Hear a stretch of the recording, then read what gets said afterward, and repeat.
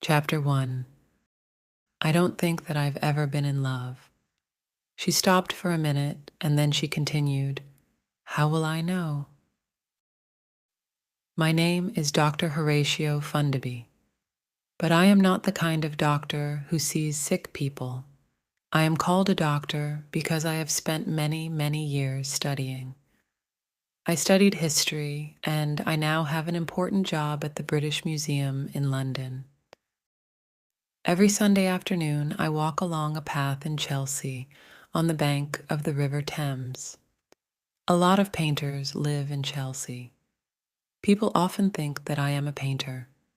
I look like one and I dress like one. I have a white beard, I carry a black wooden stick, and I wear a large, old hat. The hat is more than 40 years old, and I always wear it for my walks. I enjoy my walks very much. There is a lot to see and hear. Boats pass on the river. Birds cry noisily above it. Along this bank of the river, there are some old houseboats. People buy these houseboats because they like living on the water. They enjoy watching the passing boats and listening to the sounds of a busy river. They paint the boats in bright colors. One Sunday afternoon, I was standing by the houseboats, looking across the river. In the deepest water, in the middle of the Thames, I could see a beautiful white sailing ship. It was called the Poseidon. The back of the ship was a little unusual. I knew that the owner of the ship was Lord Struve. He was a great scientist who studied ocean life. Near the Poseidon were a large ship from South America and a dirty Spanish boat. Then I noticed one of the houseboats near the bank. It was called the Nerine, and it was very colorful. The boat was gray, but parts of it were painted in bright colors. The door was blue, and the large wooden cover in the floor of the front deck was bright red. There were some steps going from the boat to the bank of the river. These were painted blue like the door. I saw a young girl trying to push back the cover. She wanted to get out, and she was halfway out of the hole, but she had a problem. She saw me. She didn't shout at me, but her mouth formed the words, I can't open it. I hurried towards the Nerine. It was sitting on the bottom of the river, and I had to walk down the blue wooden steps over the water of the Thames. I went carefully along the deck of the boat until I reached the girl. The new red paint has dried and I can't open the cover, she said. Wait a minute, I said. I used my stick to open it. A few minutes later, the girl climbed out onto the deck. She was about 20 years old. She was wearing old blue paint-covered trousers and a gray shirt. I thought that she looked quite beautiful. She looked at me with big green eyes. They were the loveliest part of her face. Thank you, she said. That's all right, I replied. I was glad to help. You're a dear man, she said. Do you know who you're like? You're like one of those older men who work in museums. Oh, I'm sorry. That wasn't very polite. She smiled gently. But I am an old man, I said. Please don't worry. In fact, I do work at the British Museum. I'm Dr. Horatio Funderby. Oh, she said, the British Museum. She was silent for a second, and then she asked, Would you like to see my octopus? Yes, I would, I said, smiling. She took me down through the blue door into a green room. I could see a small bed, bookshelves, and paintings. Then I noticed two glass cases, one large and one small. In the small case were two fish, and in the large one was the octopus. Isn't it beautiful? She said. Sometimes I sit and look at it for hours. Does it have a name? I asked. Oh, I just call it octopus, she replied. And you? What's your name? I asked. After a minute, she said, My name's Thetis. Ah, I said, that's the name of one of the water people in the Greek stories of long ago. Thetis was the daughter of Nereus and Doris. They lived at the bottom of the sea. She pulled her ear thoughtfully. My real name's Alice, she said. I call myself Thetis because I'd like to live at the bottom of the ocean. When she said this, I could understand the reason for her green room. It was quite dark in the room. The only lights were the ones that lit the glass cases. The paintings on the wall were in blues and greens and showed fish and other underwater animals. I was sure that she was the painter. She was almost a water child herself, with her small nose, large eyes, and pretty, short, brown hair. Would you like me to sing for you? She asked. Oh, please do, I replied. My song's called The Silver Swans, she said. How shall I know my true love? When will my true heart speak to me? Oh, when the silver swans come sailing, then I will know my true love. Then I will be with my true love, forever with my true love. It was a beautiful song, but I felt that there was a sadness behind the words. The words were wise and understanding, but I knew that the young girl in front of me was never in love. That was lovely, I said. Thetis opened her eyes. Thank you, she said.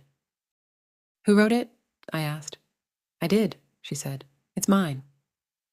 Do you often write songs? I asked, surprised. Only when they come into my head, she replied. Suddenly, she moved towards me. How will I know my true love? She asked, seriously. How will I know when I'm really in love? How old are you, Thetis? I asked. I'm 21, she answered. Have you been in love? I said. No, she replied. I don't think that I've ever been in love. She stopped for a minute, and then she continued. How will I know? Who will tell me when I am? You're so old and wise. Can't you help me? She looked pale and unhappy. I thought carefully before I answered her questions. At last I replied, when he's ill and ugly and you can still love him, then you can be sure. When he is ill and ugly, she said to herself quietly. She sat there thinking. Then suddenly she remembered that I was there. Oh, I'm sorry, I'm being rude, she said. Would you like some tea, Dr. Fundoby? I'd love some. Thank you, I replied. She disappeared for 2 or 3 minutes. I looked round the room again. At last she returned, carrying the tea things. She poured out the tea. As she lifted her cup to her mouth, she said again, when he is ill and ugly. Oh, thank you, Dr. Fundoby. She smiled at me. We talked for about half an hour. She told me about her mother and father. They also lived in London. But she wanted to live alone on this houseboat. She loved it because it was on the water. She had an evening job, but she did not tell me what it was. Suddenly, I began to feel quite ill. I wasn't sure why, but before I could decide, Thetis asked, Would you like to go out on deck? There was not much room at the back of the boat, but it was enough for the 2 of us. Then I saw with surprise that there was water all round the boat now. 4 dirty white swans went past us. Their feathers were dirty with oil from the river, and their eyes looked very unfriendly. Thetis looked at them. I said, smiling, Perhaps they're the silver swans in your song. Perhaps you're going to meet your true love. She only said, These swans are a dirty gray silver. Then a small wooden boat came up to us. There was a tall, strong man in the boat. He looked about 35 years old. He was wearing a blue sailing shirt and dark blue trousers. He had black hair, a beard, and bright blue eyes. "Hello," he shouted, and his white teeth shone against his dark beard. "Have you some cotton to mend my trousers? I caught them on a piece of wood." "Yes, of course," Thetis called back. "If you climb up here, I'll mend them for you." The sailor laughed. "I'll do it. I can't tell you where they're caught," he said. "Oh, I understand," Thetis said, smiling. Then she went to find the cotton. When she returned, she put it carefully in a piece of cloth. Then she threw the cloth into the boat. The sailor caught it. "Clever child," he said. "Thanks very much. I'll be quick." He moved the boat away and then tied it up next to another boat. We watched as he mended his trousers with his back towards us. While we stood there, a large boat went past. The Nareen started to go up and down in the water. I suddenly felt very sick. Thetis saw my face. "Oh, you poor man," she cried. "I forget that moving boats sometimes make people ill. Come with me. I've got a bottle of medicine. It will soon make you better." She helped me down into the green room and sat me in a chair. I was feeling very ill now.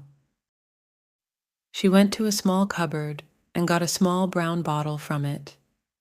She poured something from it into a spoon and gave it to me. "They discovered this medicine during the Second World War," she said.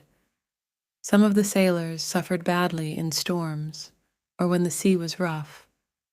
You'll feel fine in a few minutes. Just sit there quietly." She went out on deck. I heard her shout to the man in the boat. "Hello again. What's your name?" "Hadley. Richard Hadley," he called back. "What's yours?" I've heard that name before, I thought, but I can't remember where. "Thetis," she replied. There was silence for a minute. Then he said, "Oh, that's the name of the daughter of Nereus and Doris in the old Greek stories. They lived at the bottom of the sea." He was silent again. Then I heard him call, "Where's your father?" "He isn't my father," Thetis said. "He's an old man who's visiting me. He's feeling sick, so I've given him some medicine." I heard the laugh in the sailor's voice as he shouted, "What, sick? On that old houseboat? It's like dry land on there." Another boat passed, and the Nareen suddenly moved up and down again. But the medicine was beginning to work. "It isn't an old boat," Thetis said seriously. "It's my home, and it does move up and down a lot sometimes. You need a strong stomach." "Oh, yes, I'm sure that you do," he said. But I knew from his voice that he didn't really believe her. "Really, it's true," she continued. "Perhaps even you'll get sick one day." The sailor laughed loudly. "Who, me? Listen, child. I've sailed every ocean and sea in the world, and in all sorts of weather, and I haven't been sick yet." I heard Thetis say, "There's always a first time. Would you like to try?" "Tell me when it gets really rough," he said. I heard his boat touch against the Nareen as he continued, "You're not as young as I thought. I'm sorry that I called you a child. Perhaps I'll try your boat sometime. Well, thanks again for the cotton." At last I began to feel better. When I went up on deck, Thetis was looking out across the river. She was watching the sailor as he went out towards the lovely white ship. "Oh," she said, "you're better." "Yes," I said. "Good," she said. "That medicine always works." Then she added, "He said some very unkind things, didn't he?" I started to say but wasn't he beautiful? She continued dreamily. Chapter 2. He's very ill, isn't he, Dr. Fundoby? And I love him even more then when he's well. I did not see my friend for some weeks. Then, on a rainy Sunday, as I walked past the houseboats, somebody called my name. Dr. Fundoby, Dr. Fundoby. I turned around. Thetis was running up the steps from the Nareen. She ran to me and said, Dr. Fundoby, what shall I do? My octopus has eaten one of his arms. I replied, they often do that when people keep them, even when they feed them very well. Oh, she said, thanks for telling me that. I feel much better now. She turned and went back to her boat. As she reached the deck, I called out to her, did your sailor ever come back? Yes, she answered, and disappeared into the boat. A few days later, a friend asked me to go and see a play with him. It was called The Unwanted, and it was at Wyndham's Theatre in London. There's a young woman in it, Alice Adams, my friend said. She's very good, they say. One day she'll be a great actress. When the play started, I couldn't believe my eyes. The young actress was Thetis. I remembered then that her real name was Alice, so this was her evening job. It was a sad play. Thetis played a young girl who falls in love with an older man. In the end, he leaves her and she kills herself. Thetis played the part with deep feeling and understanding. It seemed to me almost that she was the poor girl. I cried for her at the end of the play. The next Sunday, I visited her on her boat. There was now another glass case in her room. There were 2 large fish in it. She was sitting in front of the case, watching them. She got up to get the brown bottle. The boat was not moving much, but she gave me some of the medicine and I drank it. My dear, I said, why didn't you tell me who you were? I was at Wyndham's last week. I did tell you, she said. This is the person that I am here. This is the person that I really want to be. You played the part very well, I said. I cried at the end. How can you put so much feeling into the part night after night? How can you show all that pain and unhappiness if you have never been in love? She thought for a minute, then replied, that's the other side of me. I just do it. She saw me looking at the glass case. He gave them to me, she said. The sailor? I said. Yes, she said. Where did he get them? I asked. From the bottom of the river, she answered. Did he? How? I asked. He went down and looked for them, she replied. Now I remember who Richard Hadley is, I thought to myself. Does she know? And will her heart break, like the heart of the girl in the play? Is he in love with you? I asked. He laughs at me and says unkind things, she said. Does that mean that he's in love? And you? I asked. Are you in love with him? I don't know, she cried. I don't know. I don't know. Oh, Dr. Fundoby, I hate being young. She put her head on my shoulder and started to cry. I tried to find the words to make her better. The next Sunday, I went for my usual walk. It was very windy and the river was rough. When I saw the Nareen, she was moving from side to side. Thinking of Thetis, I hurried towards the boat. Her room was small, and the glass cases were not safe in bad weather. I noticed that the blue door was open, so I quickly went down the steps. When I reached the last step, I heard a deep cry from Thetis's room. I was afraid for her, and I hurried in. Richard Hadley was lying on the bed. He was very sick. Thetis was sitting on the side of the bed, holding his head in one of her arms. His skin was a gray color, and his face was pale. At first, I thought that he was dying. Then the boat moved suddenly. I understood then why he was like this. Thetis, I cried. The medicine, quickly! Where is it? Oh, ha, cried the unhappy man. Go away, both of you, and leave me to die alone. I love him, Thetis said, happily holding his poor head in her arms. Oh, now I know that I love him. He's very ill, isn't he, Dr. Fundobi? And I love him even more than when he's well. I went to the cupboard where Thetis kept the brown bottle of medicine. It was locked. I looked at Thetis. She looked sad. He refuses to say that he'll marry me, she said. Then she added, looking down at him, I don't mind being a poor sailor's wife. When you sail away, I'll come with you. We can sail round the world together. I almost laughed at her words. Thetis had no idea about a sailor's life, and she had no idea who Richard Hadley was. The unhappy, weak man cried out, all right, I'll marry you. I'll do anything if you'll just go away. Please leave me to die. I was beginning to feel very ill myself, so I cried, Thetis, you cold-hearted girl, give me the key now. How can you leave him to suffer? How can you do this to the man that you love?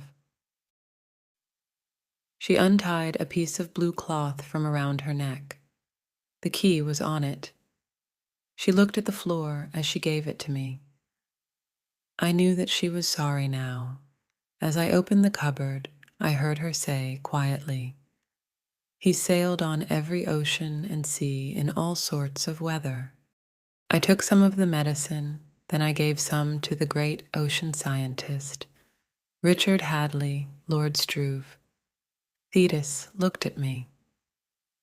Will you come to our wedding, Dr. Fundobi? She asked. I was still feeling sick, and I was not happy with her. So I replied, if he marries you after this suffering, he's crazy. Lord Struve probably suddenly felt better because he sat up. He said, I'm glad that you said that, Dr. Fundobi. Promises don't mean anything when they are made in ill health. But you wanted to come on to the Nerine in this weather, she said sadly. The color was returning to his face. I came for a good reason. I love you, and I wanted to tell you that, he said. So why didn't you tell me? Thetis asked simply. For a minute, he did not know what to say. Then he said suddenly, because I felt ill. Now listen, Thetis. If you're going to marry me, you must know two things. You must know who I am. You must know what I do. They don't matter, Thetis replied. I love you. I was feeling better, so I said, and you're acting? Lord Struve looked at me in surprise. Who's acting? He asked. This is Alice Adams, I cried. She's been in the play The Unwanted at Wyndham's for the last 2 years. He looked at her. This child? He said. She is a child, isn't she? Thetis moved her head in a silent yes. But I said, she's England's best young actress, and she's 21. He stood up. Yes, he cried. I remember reading something a long time ago. I've just come back from the Galapagos, he continued. I haven't heard anything about England for nearly 2 years. Thetis jumped up and ran to him. Oh, please take me there, she said in an excited voice. All my life I've wanted to go to the Galapagos. Can sailors take their wives with them when they go? Lord Struve cried. I'm not a sailor, Thetis. I'm a... He stopped. He found it difficult to say, I'm a lord. He started again. I'm a kind of ocean scientist. I do a lot of my work underwater. But you're acting... Before he could finish, Thetis said, It doesn't matter. I never wanted to be an actress. I only do it for the money. I can buy octopuses and live on the Nerine. Do you know what a good octopus costs? Lord Struve held both her arms. Thetis, can you be serious for a minute? Do you really mean that you'll give all that away for me? Of course, she replied. More than anything in the world, I would like to walk with you on the bottom of the ocean near the Galapagos because she stopped for a minute, thinking, because I'm sure that I love you. Dr. Funderby showed me that. For another minute, Lord Struve held her two arms while he looked up with a very happy look on his face. He seemed unable to believe what he was hearing. And so the song of the silver swans came true. Thetis, the water child, married her lord of the sea, Richard Hadley. I still walk along by the River Thames, but I don't enjoy the walk as much as before.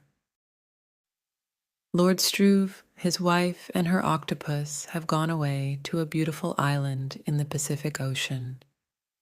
There they work together with the wonderful undersea plants and animals around them. A family have bought the Nerine, and they have painted her a dark brown color.